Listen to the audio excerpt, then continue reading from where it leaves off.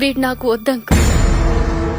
ఒకప్పుడు వీలైతే 4 మాటలన్నాడు, ఇప్పుడు అస్సలు మాట్లాడొద్దంటున్నాడు. ఒకప్పుడు సరదాగా మాట్లాడడానికి ఫోన్ చేసేవాడు, ఇప్పుడు తిట్టడానికి ఫోన్ చేస్తున్నాడు. ఒకప్పుడు నాలో ఏం నచ్చిందన్నాడో, ఇప్పుడు అదే నచ్చట్లేదంటున్నాడు.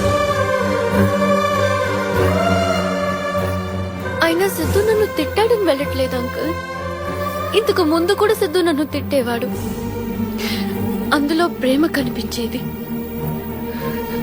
ఇప్పుడు అది లేదు.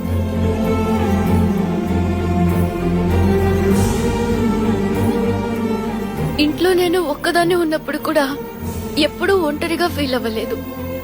కానీ ఇక్కడ నా చుట్టూ ఇంతమంది ఉన్నా ఒంటరిగా ఫీల్ అవుతున్నాను.